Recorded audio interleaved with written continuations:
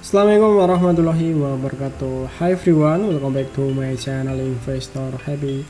Halo semua, video kali ini kita akan bahas lagi emiten yang cukup menarik ya. Segi fundamental, labanya juga meningkat. Emiten ini juga rajin bagi dividen ya, dan yang pasti harganya sudah turun lumayan ya. Oke, sebelum pembahasan seperti biasa kita disclaimer ya dulu bahwa di sini hanya sebatas berbagi informasi, bukan ajakan untuk beli ataupun jual di emiten yang terkait di video ini. Oke, kita akan membahas saham dari ABMM ya, atau ABM Investama Tbk. Nah ini perusahaan holding ya, investasi. Ini meliputi banyak ya, untuk anak usahanya ada Tiara Marga, Trakindo. Mungkin teman-teman yang pernah ke tambang atau perusahaan tambang mungkin lihat ya, alat berat yang name tag-nya namanya Trakindo ya. Ini yang bikin Tiara Marga, ini yang bikin itu kayak truk dam yang gede-gede itu bisa sama ya, Trakindo. Nah ini core bisnisnya tambang ya, dan dia juga kayak hilinder sih, alat berat bikin juga, tambangnya juga main. Kalau untuk equipmentnya yang ngerjain sarana sanggar baja ya, setahu saya itu.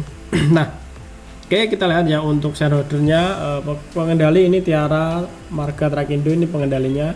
Terus ada Vale Verdente Limited ini dengan 25%, ini pengendali juga. Terus berikutnya ada masyarakat ya 20% ya. Sebenarnya masih dominan dari dua ini ya, dua pengendalinya sangat dominan, ini masih satu grup ya.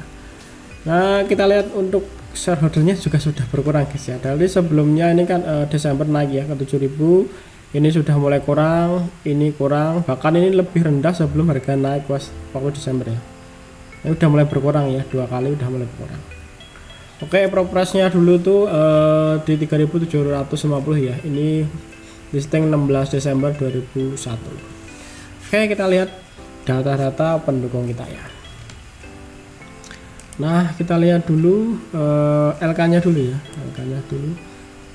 Nah, kita lihat untuk LK-nya ini per kuartal ke-3 ya, karena per kuartal ke-4-nya belum muncul ya.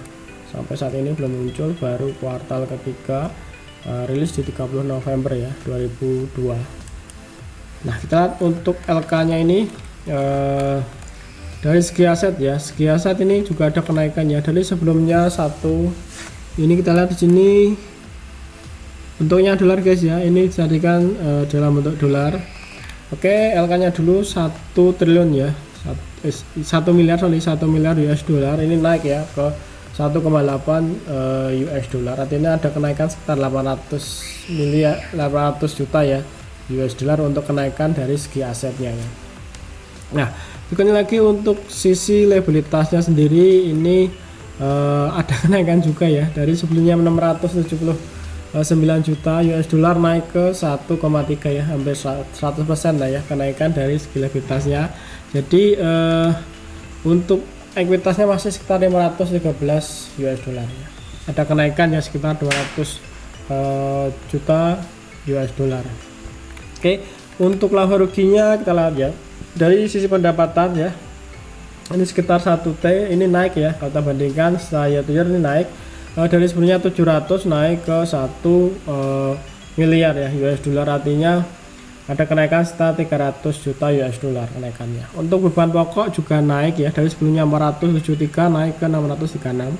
Untuk laba brutonya naik juga ya, dari 229 juta naik ke 392 juta US dollar kenaikan. Nah, kita lihat untuk sisi laba bersihnya. Nah, kalau kita lihat di sini laba bersihnya sekitar 223 juta US dollar, ini naik 100% dari sebelumnya 112 juta US dollar naik ke 223 US dollar, ini 100% ya kenaikan. Untuk IPS-nya juga sama ya, naik 100% juga, dari sebelumnya 0,03 naik ke 0,06 ya, 100%an lah ya untuk kenaikan IPS ataupun labanya ya. Nah kita lihat untuk cash flow-nya ya. Cash flow-nya sendiri ini juga sama naik ya, dari sebelumnya 218 naik ke 325 ya untuk cash flow operasionalnya ya. Untuk kas Trakasnya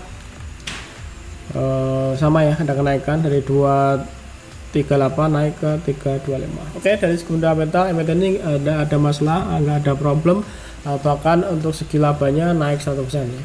Oke, fundamental kurang lebih seperti itu. Kita lihat ya untuk data wetonmologinya.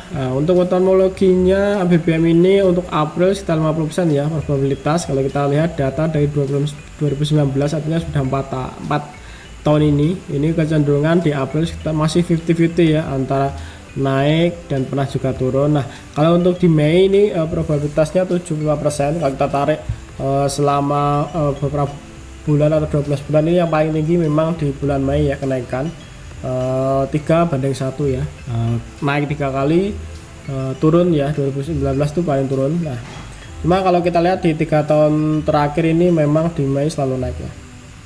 Nah, di 3 tahun terakhir. Nah, kalau di April ini masih 50-50 ya. Jadi nanti bisa saja teman-teman mulai pantau ya, mendekati Mei bisa saja seperti itu. Nah, oke, kita lihat untuk data lainnya. Wetonmologi sudah kita lihat. Untuk chartnya dulu, memang ini bukan harga terendah ya, karena memang dulu waktu Juli itu pernah rendah banget sampai 700, terus naik sampai ke 4.700-an ya. Jadi sudah naik bisa 4 kali lipatnya ya. Tapi di sini sudah membentuk beberapa demand, support demand ini kan ada demand sini, setelah itu dia naik tinggi ya. Nah, ini juga mulai masuk ke demandnya, naik lagi, masuk ke demand lagi, naik lagi ya. Jadi strateginya kalau mau teman-teman bisa nunggu di area demand sini ya. Nah, ataupun mau nunggu di area sini ya silakan. Ini juga ada beberapa demand di area sini ya, cuma memang enggak, baru ke tesnya tuh ya 2 kali ya, dari sini terus sini ya. Nah, teman-teman mau nunggu di arah sini ataupun sini, cuma terdekatnya di sini. Kalau mau short atau mau manfaatin channeling bisa gini ya, bisa posisi seperti ini. Nah, ini kan ada channeling sini ya. Nah, nunggu di area sini, nanti mentok sini bisa jual seperti itu. Tapi kalau kita pakai risk and reward ya, ini kalau kita lihat jarak dari sini ya, sini ke sini itu sekitar 9% ya. Tapi kalau dari jarak sini sini ke sini sekitar 12 ya. Ini hampir 1:1 ya. Satu ya, idealnya di arah sini ya belinya ya. Di sini ini 1:2 ya. Kalau teman dapat area sini ya, sekitar di area 2550-an ya. Nah, ke arah situ. Oke, kurang lebih seperti itu ya untuk strateginya. Dari segi fundamental emiten ini naik ya, skill up naik. Terus untuk wetonmologi atau seasonality probabilitasnya ini kalau untuk April masih 50, yang paling tinggi itu di bulan Mei. Terus untuk sisi front order enggak masalah ya, enggak ada yang jualan juga. Bahkan kalau kita lihat front order untuk retailnya sudah mulai turun ya. Oke, untuk technicalnya kurang lebih seperti itu ya. Areanya udah mendekati area demand ya. Strateginya kayak gitu, nunggu di area 255 ya. Kalau mau risk rewardnya 1:2 ya. Oke, terima kasih semua yang sudah nonton video ini. Sampai ketemu di video berikutnya. Happy cuan and happy investor. Bye bye.